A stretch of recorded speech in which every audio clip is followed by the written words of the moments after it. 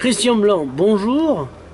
Alors, ancien maire des Angles toujours, tu n'as pas repris le pouvoir, puis de toute façon, c'était pas l'objectif, tel le général Alcazar, de faire un coup d'État pour reprendre le pouvoir aux Angles. Par contre, un truc qui n'a pas bougé, c'est qu'ils sont toujours sur leur projet de massacrer le massif et le parc naturel, parce que quand même, on ne sait jamais que ça puisse rapporter de l'argent. Alors, eux, ils n'ont pas bougé, toi, tu n'as pas bougé, qu'est-ce qui a bougé?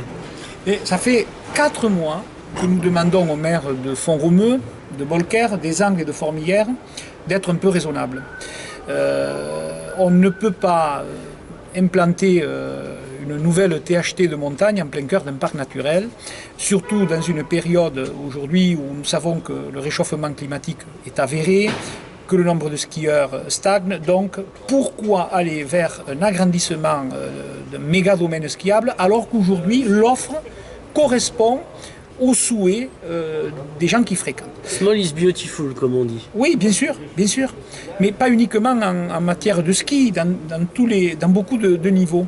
Et donc, ces élus persistent. Donc aujourd'hui, l'appel que nous avions lancé à quelques-uns au mois de janvier s'est transformé en collectif. 15 associations aujourd'hui le composent. Alors ce sont d'abord les groupements pastoraux qui ont considéré que la destruction des estives mettait en danger leur métier d'agriculteur.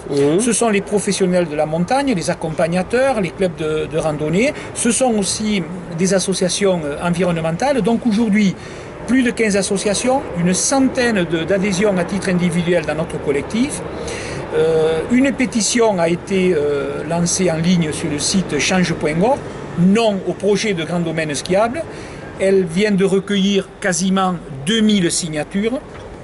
Que faut-il de plus aujourd'hui pour faire comprendre à ces élus qu'ils s'engagent dans une impasse, mais qu'à un moment donné, ça ne correspond pas. Ce projet est un non-sens. Il va à l'envers de ce que les gens souhaitent aujourd'hui. Un tourisme à taille humaine, un tourisme où on va profiter bien sûr de l'environnement, mais aussi des produits de terroir, mais aussi d'une certaine qualité de vie. Et donc pourquoi aller dans la destruction de ces 4 vallées situées en plein cœur du parc naturel régional? Pourquoi aller suivre le modèle alpin, ou je dirais même le modèle du tourisme industriel? On ne va pas aller vers un Ibiza des montagnes. Donc à un moment donné, nous leur disons une nouvelle fois, arrêtez ce projet fou. Alors, est-ce que ici, tu as été voir par exemple à l'université s'il y avait des scientifiques qui pourraient te soutenir par exemple? Alors, je ne suis pas allé à l'université, mais l'université est venue à nous. Voilà. Aujourd'hui, des professeurs d'université qui sont également actifs dans des associations environnementales nous disent, écoutez, ce projet nous intéresse. Pourquoi? Parce qu'il ne concerne pas, et c'est ce que nous disons, il ne concerne pas que la Cerdagne et le Cap-Cyr. Il concerne bien sûr tout le département, mais au-delà, un département qui s'est mobilisé pour se battre contre la THT ne peut pas être insensible aujourd'hui à la destruction de ces vallées qui sont extraordinaires de par leur biodiversité, de par leur richesse, leur faune, leur flore. Donc aujourd'hui, la mobilisation est en train de s'amplifier. Nous disons à tous ceux qui ont un rôle important dans le département, mais aussi des simples citoyens. Venez participer à ce collectif. Il est facile à trouver sur la plateforme collectif non au grand domaine skiable dans les Pyrénées-Orientales. Et là, ils peuvent apporter également leur expertise et aussi leur soutien. Donc ce que nous voulons, c'est faire partager au maximum de personnes le danger de ce projet, de cette hérésie écologique, économique et sociale.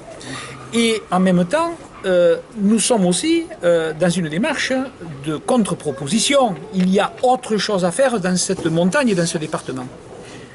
Oui, parce que c'est un département qui ne s'est plus développé industriellement, parce qu'au 19e siècle, c'était un département industriel. Il y a des très beaux bâtiments d'ailleurs qui restent dans les vallées de ces développements industriels. Il a été à l'abandon économique, et maintenant, au prétexte de l'économie, ce qui pourrait faire notre force, comme par exemple le fait qu'on soit un des premiers départements cultivés en bio, il ne faudrait pas le massacrer. Mais c'est exactement l'inverse.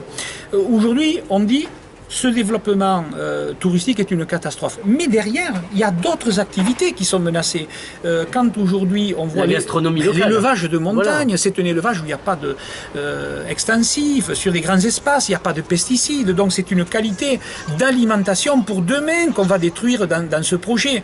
Donc aujourd'hui, il y a d'autres économies qui sont réalisables sur le territoire, et il ne peut pas être concevable qu'une économie poussée au maximum, celle du développement fou des extensions de domaines skiables, vienne anéantir un travail qui existe depuis longtemps, de qualité, de label. Il y a également dans le milieu hôtelier, il y a de la petite hôtellerie familiale, les gîtes, qui sont en train de se moderniser, qui ont fait des efforts. On ne peut pas aujourd'hui poursuivre dans un développement immobilier qui serait uniquement voué à l'accueil de grands groupes hôteliers et d'une autre forme d'hébergement. Oui, il y a plein d'endroits qu'on peut pourrir sur la planète. Mais on a fait des erreurs. Moi, j'ai été maire pendant 25 ans.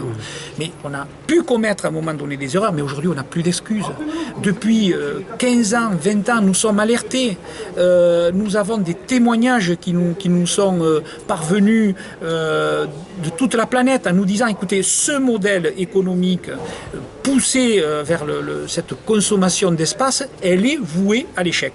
C'est pour ça qu'aujourd'hui, nous lançons également un grand rassemblement montagnard et citoyen le 5 juin au lac de Balsères, aux Angles.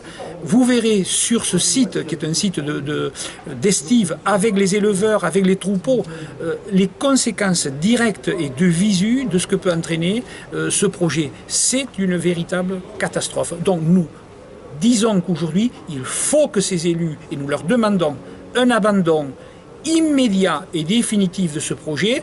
Ils n'entendent vraisemblablement rien.